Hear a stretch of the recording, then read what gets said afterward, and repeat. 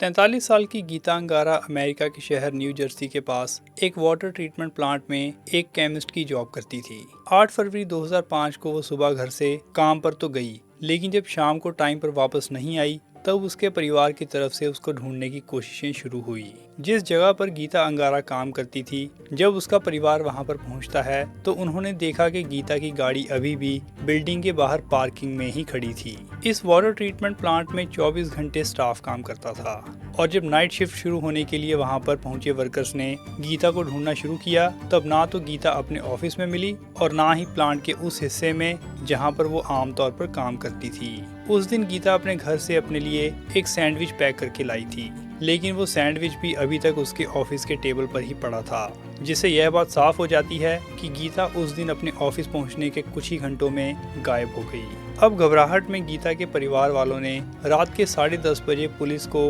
उसके मिसिंग होने की रिपोर्ट दर्ज करवाई और पुलिस वालों ने भी उसी वक्त हरकत में आते हुए गीता को ढूंढने का काम शुरू किया और इस इन्वेस्टिगेशन के अगले ही कुछ घंटों में गीता को ढूंढ भी लिया गया। लेकिन 8 फरवरी की सुबह गीता अंगारा के साथ इस वाटर ट्रीटमेंट प्लांट में जो कुछ भी हुआ वो एक ऐसा रहस्य था जिसका जवाब उसके घर वाले आज भी ढूंढ रहे हैं। कैसे हुई गीता की मौत और पुलिस की इन्वेस्टिगेशन में कौन कौन सी बातें निकलकर सामने आई, इन्हीं सब पर बात करते हैं अपनी आज की इस वीडियो में।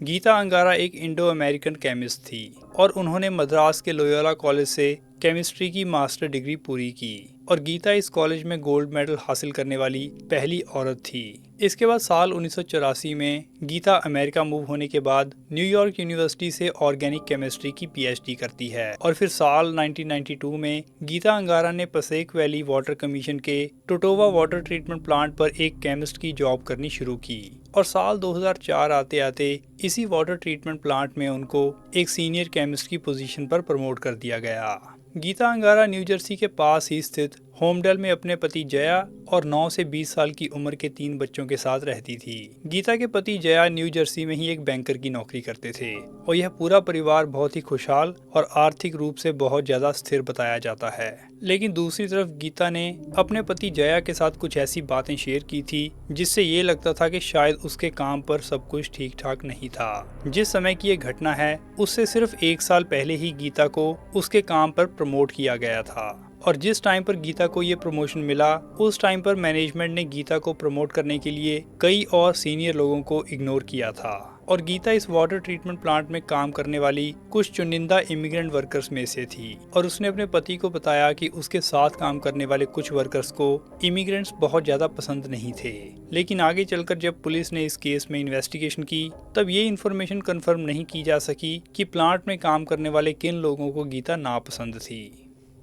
अब बात है 8 फरवरी साल 2005 की सुबह की, जिस दिन गीता काम से गायब हुई। गीता हर रोज की तरह सुबह 7:30 बजे अपने काम पर पहुंची और आम दिनों की तरह इस दिन भी गीता ने कुछ कोवर्कर्स के साथ ब्रेकफास्ट किया और सुबह 10 बजे के करीब गीता ने प्लांट में ही लगे फिल्टर्स को लेकर किसी इशू के बारे में एक जूनियर वर्कर से बात की और फिर आधे घंटे बाद 10:30 बजे गीता इसी वाटर फिल्टर इशू को एड्रेस करने के लिए प्लांट के बेसमेंट में जाती है और यहीं पर प्लांट के बेसमेंट में जाते हुए गीता को आखिरी बार किसी और कोवर्कर के द्वारा जिंदा देखा गया। इसके 20 मिनट बाद जिस वर्कर ने फिल्टर का इशू रिपोर्ट किया था उसी ने फ्लोर के बेसमेंट पर कांच टूटा हुआ देखा और फिर वो दोबारा गीता से बात करने के लिए उसके ऑफिस पहुंचा, लेकिन तब गीता अपने ऑफिस में नहीं थी और इसके बाद कहा जाता है कि प्लांट के कुछ वर्कर्स ने गीता को सुबह ढूंढने की कोशिश भी की, लेकिन वो गीता को कहीं भी ढूंढ नहीं पाए। अब शाम के 4 बज चुके थे और गीता ने उस शाम अपनी बेटी को उसकी बास्केटबॉल गेम से पिक करने के लिए जाना था, पर गीता उस शाम अपनी बेटी को लेने नहीं पहुंची। इसके बाद गीता की बेटी ने घर जाने के लिए अपने आप ही किसी साधन का इंतजाम किया और जिस टाइम तक वो घर पहुंची टाइम हो चुका था शाम के 6:15। अब अंधेरा होना शुरू हो चुका था और जब गीता का कहीं भी अता पता नहीं लगा तब उसके परिवार ने उसके काम पर जाकर चेक करने का फैसला किया। परिवार ने सबसे पहली बात नोट की कि गीता की गाड़ी अभी भी उसके ऑफिस के बाहर ही पार्किंग में खड़ी थी और जैसे ही गीता के परिवार ने प्लांट के अंदर काम करने वाले लोगों को गीता के घर ना पहुंचने के बारे में जानकारी दी, प्लांट के अंदर मौजूद लोगों ने गीता को एक बार फिर ढूंढना शुरू किया। लेकिन अब समय बीतता जा रहा था और गीता का कोई भी नामो निशान नहीं था। और फिर उसके परिवार ने रात को 11:20 पर एक ऑफिशियल पुलिस रिपोर्ट दर्ज करवाई। अब पुलिस की इस केस में इन्वॉल्वमेंट होने के बाद प्लांट को मैनेज करने वाले गीता के कुछ सीनियर ऑफिसर भी वहां पर पहुंच चुके थे और अब घड़ी पर टाइम 12 बजे से ऊपर हो चुका था और अब तारीख हो चुकी थी 9 फरवरी। और फिर सुबह के 2 बजे इस प्लांट के कुछ वाटर टैंक्स को ड्रेन करने का काम शुरू किया गया। इसके अलावा गीता को ढूंढने के लिए कुछ डाइवर्स को भी वाटर टैंक्स के अंदर भेजना शुरू किया गया और जल्दी ही एक वाटर टैंक के फ्लोर पर डाइवर्स को गीता का क्लिपबोर्ड और 2-वे रेडियो मिल जाता है। लेकिन इस टैंक में गीता की बॉडी नहीं मिली। इस प्लांट पर पानी को फिल्टर करने के लिए कई अलग अलग टैंक लगे थे और हर वाटर टैंक की गहराई कम से कम 35 फुट थी और कुछ टैंक ऐसे थे जिनमें 40 लाख लीटर तक पानी स्टोर किया जा सकता था, जिस कारण पुलिस ने एक एक करके इन सभी टैंकों को चेक करना शुरू किया। और फिर 9 फरवरी की सुबह 6:30 बजे गीता अंगारा के गायब होने के पूरे 32 घंटे बाद प्लांट में ही मौजूद एक वाटर टैंक के अंदर से गीता की लाश भी ढूंढ ली गई। जब पुलिस वालों ने इस टैंक की जांच शुरू की तब उन्होंने नोट किया कि टैंक के ढक्कन से कुछ स्क्रूज गायब थे और ऐसा भी नहीं था कि जिस काम के लिए गीता बेसमेंट में आई थी उसके लिए उसको टैंक का ढक्कन खोलने की जरूरत पड़ने वाली थी, जिससे पहले ही यह बात साफ हो चुकी थी कि गीता ने खुद यह ढक्कन नहीं खोला और ना ही वो गलती से इस टैंक में गिरी, जिस कारण पुलिस का अब सीधा सीधा शक जाता था उसके साथ काम करने वाले लोगों पर जो उस दिन उसके साथ काम पर मौजूद थे। अब इस केस की इन्वेस्टिगेशन करने आई पुलिस के सामने एक बहुत ही बड़ा चैलेंज यह था कि क्राइम सीन पूरी तरह कंटेमिनेट हो चुका था। प्लांट की बेसमेंट में जिस जगह पर यह टैंक था वहां पर पिछले 24 घंटे में कई लोग आ जा चुके थे। इसके अलावा बॉडी रिकवर करने के समय पुलिस ऑफिसर्स के साथ साथ वहां पर फायर फाइटर्स और पैरामेडिक्स भी मौजूद थे। इसके अलावा गीता की बॉडी और उसका सामान क्लोरीनेटेड वाटर से मिला था, जिस कारण ना ही गीता की बॉडी और ना ही उसके सामान से कोई भी डीएनए कलेक्ट किया जा सका। इसके अलावा बिल्डिंग के इस हिस्से में कोई सीसीटीवी कैमरा भी नहीं लगा था और ट्रीटमेंट प्लांट के सिक्योरिटी लॉग्स ये दिखाते थे कि किसी भी अनऑथराइज्ड आदमी की उस बेसमेंट में एंट्री नहीं हुई थी। लेकिन यहाँ पर पुलिस की शुरुआती इन्वेस्टिगेशन में एक बहुत ही महत्वपूर्ण बात सामने आई। वहां पर मौजूद हर एक वाटर टैंक के अंदर एक डिस्प्लेसमेंट सेंसर लगा था और जैसे ही पानी के अंदर कोई भारी चीज गिरती और पानी डिस्प्लेस होता ये सेंसर एक्टिवेट हो जाता और जैसे ही सेंसर एक्टिवेट होता ट्रीटमेंट प्लांट के कंट्रोल रूम में एक नोटिफिकेशन जाती। लेकिन इन्वेस्टिगेशन में ये बात सामने आई कि जिस टैंक में गीता गिरी थी उस टैंक का सेंसर काम नहीं कर रहा था, लेकिन उस बिल्डिंग के बाकी सारे टैंक्स में लगे सेंसर पूरी तरह ऑपरेशनल थे। और फिर जब गीता अंगारा की पोस्टमार्टम रिपोर्ट आई तब उसमें उसकी मौत का कारण बताया गया डूबना, यानी कि जिस वक्त वो वाटर टैंक में गिरी थी उसकी सांसें चल रही थी। इसके अलावा गीता के गले पर भी कुछ ऐसे निशान दिखाई दिए जिससे यह लगता था कि शायद किसी ने उसका गला घोटने की कोशिश की थी और गीता की बाहों और पेट पर भी कुछ ऐसे निशान थे जो इस बात की तरफ इशारा करते थे कि शायद मौत से पहले उसकी किसी के साथ हाथापाई हुई हो सकती है। और पोस्टमार्टम रिपोर्ट इस बात को कंफर्म करती थी कि जिस टाइम गीता को टैंक में फेंका गया उस वक्त वो बेहोश थी, लेकिन गीता की डेड बॉडी क्लोरीन वाले पानी में 30 घंटे से भी ज्यादा समय तक डूबी रही, जिस कारण पुलिस बॉडी के ऊपर से कोई भी डीएनए या फिंगरप्रिंट नहीं उठा सके और पुलिस के द्वारा गीता की मौत को संदिग्ध घोषित किया जा चुका था। यानी कि गीता के अलावा उस सुबह सारे के सारे 50 कर्मचारी जो वहां पर मौजूद थे अब ये सारे ही लोग पुलिस के शक के घेरे में थे। इन्वेस्टिगेटर्स को यकीन था कि ये काम किसी कोवर्कर ने ही किया होगा, जिस कारण पसेक काउंटी की तरफ से 13 इन्वेस्टिगेटर्स इस केस की इन्वेस्टिगेशन पर लगा दिए गए। इनके द्वारा प्लांट में मौजूद सभी लोगों को इंटरव्यू करने का काम शुरू किया गया और इसके अलावा सीसीटीवी कैमरों की एक एक फुटेज भी चेक की गई। पुलिस ने उस दिन काम पर मौजूद सारे ही लोगों का डीएनए भी कलेक्ट किया ताकि आगे चलकर अगर इस केस में कोई डीएनए एविडेंस मिलता है तो उसको इन वर्कर्स के साथ मिलाया जा सके। फिर गीता की मौत के पूरे 4 महीने बाद प्रोसिक्यूटर ने एक प्रेस कॉन्फ्रेंस में ये बताया कि उसकी टीम ने 50 लोगों की लिस्ट में से 8 लोगों को शॉर्टलिस्ट कर लिया था और पुलिस की शक की निगाह में आई ये 8 लोग मेल कोवर्कर थे, क्योंकि पुलिस का मानना था कि टैंक का ढक्कन बहुत भारी होने के कारण किसी महिला के द्वारा उस ढक्कन को खोलना ऑलमोस्ट इम्पॉसिबल था। इसके अलावा गीता का वजन भी 80 किलो के करीब बताया जाता है, जिस कारण उसे बेहोश करने के बाद उठाकर टैंक में फेंकना भी किसी महिला के लिए संभव नहीं था। और फिर कुछ महीने और इस केस की इन्वेस्टिगेशन चलती है और अंत में इन 8 लोगों में से अब सिर्फ 3 लोग पुलिस के शक के घेरे में थे।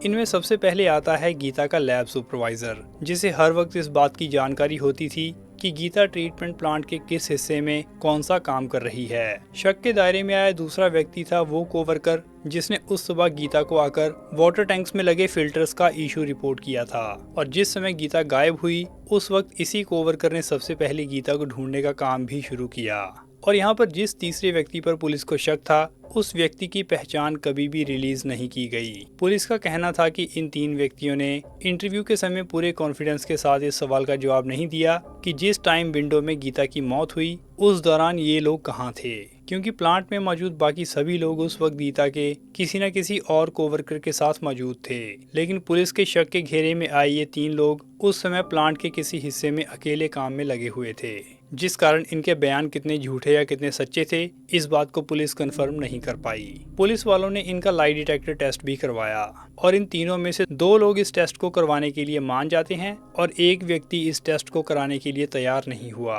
और जिन 2 लोगों ने इस टेस्ट को करवाया, लाई डिटेक्टर टेस्ट ये साबित करता था कि वो सच बोल रहे थे, और जिस व्यक्ति ने इस टेस्ट को करवाने से इनकार किया, आगे इस केस की इन्वेस्टिगेशन में पुलिस ने उसको कैसे फॉलो अप किया इस पर कोई भी जानकारी नहीं मिलती। इस केस की इन्वेस्टिगेशन के दौरान पुलिस के सामने सबसे बड़ा चैलेंज था गीता को मारने के पीछे का मोटिव ढूंढना। इन्वेस्टिगेटर्स गीता की प्राइवेट और प्रोफेशनल लाइफ दोनों पर ही पूरी गहराई से नजर डाल चुके थे। पुलिस की इन्वेस्टिगेशन में जो एक बात सामने आई वह थी गीता के सिर्फ 1 साल पहले हुए प्रमोशन के बारे में। उसके साथ काम करने वाले कुछ कर्मचारी मानते थे कि जिस वक्त गीता को कंपनी के द्वारा प्रमोट किया गया उस वक्त प्लांट में काम करने वाले कुछ लोग इस बात से नाखुश थे और कुछ लोग गीता की काबिलियत और सक्सेस से भी जलते थे। पुलिस को पता चला कि इस वाटर ट्रीटमेंट प्लांट में कुछ साल पहले ही एक नई टेक्नोलॉजी इम्प्लीमेंट की गई थी और इस प्लांट में काम करने वाले कुछ कर्मचारी ऐसे थे जो इस टेक्नोलॉजी को यूज करने वाली टीम में शामिल होना चाहते थे। कुछ लोगों को उस टीम में काम मिल भी जाता है, लेकिन उस टीम का हेड गीता को बना दिया गया और यहाँ पर कंपनी ने कुछ ऐसे लोगों को इग्नोर किया जो गीता से भी पहले से इस कंपनी में काम कर रहे थे। इसके अलावा इस प्लांट में काम करने वाले लोगों में से 98% वहाँ के स्थानीय गोरे थे, और जब प्लांट की मैनेजमेंट ने कई सालों से काम कर रहे गोरों को इग्नोर करके एक माइग्रेंट की काबिलियत को देखते हुए उसे प्रमोट किया, तब कुछ लोग इस बात को स्वीकार नहीं कर पाए। लेकिन पुलिस कभी भी इस एंगल से इन्वेस्टिगेशन करते हुए किसी भी कोवर्कर की गीता की हत्या में इन्वॉल्वमेंट को प्रूव नहीं कर पाए। पर पुलिस की ऑफिशियल थ्योरी यही है कि गीता उस दिन बेसमेंट में वाटर सैंपल लेने गई और तब उसे पीछे से हमला करके पहले उसका गला घोटकर उसको बेहोश किया गया और फिर एक पानी से भरे टैंक में फेंक दिया गया। इस केस के ऊपर काम कर चुके कुछ डिटेक्टिव्स ने अपनी नौकरी से रिटायर होने के बाद एक बयान भी दिया कि पुलिस डिपार्टमेंट के कुछ लोगों को लगता था कि गीता का उस टैंक में गिरना एक हादसा भी हो सकता था, और पोस्टमार्टम रिपोर्ट में जो उसके शरीर पर निशान बताए गए वो ठंडे पानी में ज्यादा समय तक रहने से भी पड़ सकते थे। और उसका कहना था कि वाटर डिस्प्लेसमेंट सेंसर सच में भी खराब हो सकता था। लेकिन ये पुलिस ऑफिसर इस बात को भी मानते थे कि क्राइम सीन पर मिले ज्यादातर एविडेंस इसी बात की तरफ इशारा करते थे कि गीता की मौत हादसा नहीं थी और किसी ने जानबूझकर उसको पानी के टैंक में फेंका। लेकिन साल 2007 में जब उसकी मौत के 2 साल बाद भी पुलिस किसी ठोस नतीजे पर नहीं पहुंच सकी, तब उसके परिवार ने वाटर कमीशन के खिलाफ रॉन्गफुल डेथ का लॉ सूट फाइल कर दिया। उनका कहना था कि इस वाटर ट्रीटमेंट प्लांट में पहले भी सेफ्टी वायलेशंस को लेकर कई रिपोर्ट्स हो चुकी थी, और इस लॉ सूट के तहत वाटर कमीशन ने परिवार के साथ काफी लंबी नेगोशिएशन भी की और अंत में एक मीडिएशन के जरिए इस लॉ सूट का फैसला किया गया। और क्या इस लॉ सूट के अंत में वाटर ट्रीटमेंट प्लांट के द्वारा परिवार को कोई मुआवजा दिया गया, इस पर कोई जानकारी पब्लिक डोमेन में नहीं मिलती। लेकिन 2007 में ही न्यू जर्सी के अटॉर्नी जनरल ने इस केस की शुरुआत से लेकर साल 2007 के एंड तक पूरी इन्वेस्टिगेशन का एक रिव्यू करवाया, लेकिन इस रिव्यू का भी कोई नतीजा नहीं निकला और यह केस आज तक सॉल्व नहीं किया जा सका। गीता की मौत के बाद उसके साथ काम करने वाले कई लोग सामने आकर मीडिया से बात करते हैं और उनका कहना था कि गीता एक बहुत ही हंसमुख और फ्रेंडली महिला थी और कुछ लोग उसकी क्वालिफिकेशन को देखते हुए उसको डॉक्टर गीता कहना पसंद करते थे। लेकिन उनका यह भी कहना था कि गीता हमेशा लोगों को सिर्फ उसका नाम लेकर बुलाने की रिक्वेस्ट करती। गीता काम पर सीनियर जरूर थी, लेकिन उसके पास किसी को हायर या फायर करने की पावर नहीं थी, जिस कारण उसके साथ काम करने वाले कुछ लोग किसी कोवर्कर के द्वारा उसकी हत्या किए जाने वाली थ्योरी पर यकीन नहीं करते। लेकिन पुलिस की इन्वेस्टिगेशन यह बात साफ करती है कि जिस टैंक में गीता की लाश मिली, उस टैंक के ढक्कन को भी ऊपर से बंद करने की कोशिश की गई थी, और जिस पोजीशन में पुलिस को वो ढक्कन मिला, उसे उस पोजीशन में बाहर से ही किसी ने फिक्स किया था। गीता की मौत की स्टोरी को उसकी मौत के कई साल बाद भी अमेरिका के अलग अलग न्यूज़पेपर्स ने कवर किया, क्योंकि यह एक बहुत ही रहस्यमय केस था, जिसमें यह बात तो साफ थी कि किसी ने गीता को उस टैंक में फेंका, लेकिन इन्वेस्टिगेटर्स कभी भी ऐसा कोई सबूत नहीं ढूंढ सके जो उन्हें दोषी तक पहुंचा सके। और गीता की मौत के बाद उसके कई कोवर्कर्स उसको ढूंढने में लगे थे, जिस कारण अगर किसी कोवर्कर का डीएनए पुलिस को घटना वाली जगह से मिल भी जाता तो यह बात प्रूव करनी बहुत मुश्किल थी कि जिस कोवर्कर का डीएनए मिला है वही हत्या का जिम्मेदार है। इस केस में यह सवाल भी उठे कि गीता की हत्या एक ऐसी जगह पर हुई जो उस समय अमेरिका की सरकार के हिसाब से आतंकवादियों के निशाने पर थी, क्योंकि सिर्फ 4 साल पहले ही वर्ल्ड ट्रेड सेंटर पर हमला हुआ था और साल 2005 में अफगानिस्तान और इराक में युद्ध चल रहे थे, और अमेरिका की खुफिया एजेंसियों की रिपोर्ट यह कहती थी कि कुछ आतंकी ग्रुप अमेरिका के क्रिटिकल इंफ्रास्ट्रक्चर को टारगेट कर सकते हैं, और ऐसे वाटर ट्रीटमेंट प्लांट भी क्रिटिकल इंफ्रास्ट्रक्चर की लिस्ट में आते थे, जिस कारण इतनी सेंसिटिव लोकेशन पर भी किसी की हत्या हो जाना और ये सारा कुछ किसी सीसीटीवी फुटेज में ना आना, इसने इस बात को हाईलाइट किया कि ये वाटर ट्रीटमेंट प्लांट उतना सिक्योर नहीं था जितना होना चाहिए था। मैं अपने इस चैनल पर एक ऐसा ही केस पहले कवर कर चुका हूँ